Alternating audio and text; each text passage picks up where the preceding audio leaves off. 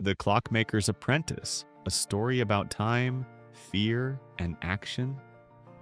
In the village of Dellenheim, cradled by golden fields and ancient woods, time passed like honey, slow, sweet, and sticky. The villagers were kind but unhurried. Nothing was urgent in Dellenheim, but there lived a young man named Elias, and he was different. From a young age, Elias was enchanted by ideas. He was brilliant, thoughtful, curious, but tragically, he was also a procrastinator. He dreamed vividly, but acted slowly. His notebooks overflowed with sketches of inventions, machines that could harness the wind, lanterns powered by moonlight, and clocks that tracked more than just the hour, but also memory, emotion, even destiny. His ideas could have changed the world. Yet he began nothing. Or rather, he began everything and finished nothing. Every morning, Elias would wake with a fire in his chest. Today, I'll begin. And every evening, he would sleep with the same empty hands.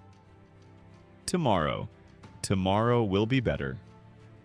This cycle continued for years, until one cold autumn morning, an old man named Thorin arrived in the village.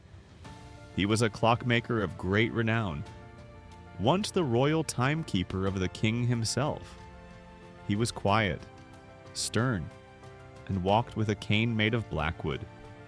Thorin opened a shop filled with ancient, beautiful timepieces, sundials from the east, hourglasses from forgotten empires, pocket watches that ticked like tiny hearts.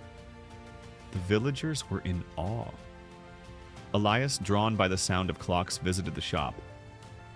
"Looking for time?" Thorin asked with a raised eyebrow. "Maybe," Elias answered. Thorin tilted his head. "Most people are. A second chance." Elias became a regular at the shop. He would sit in the back and watch Thorin repair gears so tiny they could fit on a fingernail.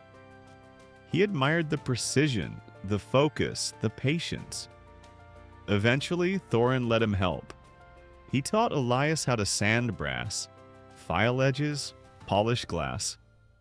But more than that, he taught him about discipline, about showing up, about the sacredness of doing the work even when you don't feel like it. "Why do you always finish every piece?" Elias asked one evening. Thorin didn't look up from his work. "Because time doesn't wait for the perfect moment. If I wait, it slips through my fingers. If I act, it becomes mine." Elias listened, but didn't fully understand. Not yet. One day, Thorin gave Elias his first solo project, a wall clock with a pendulum shaped like a falling leaf. Elias was excited. He worked tirelessly on it for a day. Then another idea distracted him. Then fear crept in. What if it wasn't good enough? What if it failed? He put the project aside. One day became 3, then a week, then a month. The unfinished clock sat on the workbench collecting dust. Thorin said nothing. He simply placed a new project beside the old one. Elias began again, excited, but the same thing happened. Distraction, doubt, delay. Eventually, Thorin called Elias into the workshop. He led him to a dark back room Elias had never seen.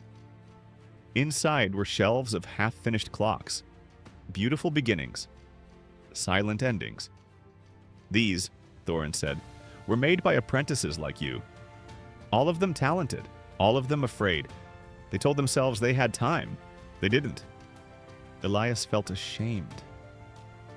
"I want to change," he whispered. Thorin placed a hand on his shoulder. "Then start. Not tomorrow, not later. Start now. The dream." That night, Elias had a dream. He was walking down a long corridor lined with glowing doors. Behind each one was a version of himself, a possible future.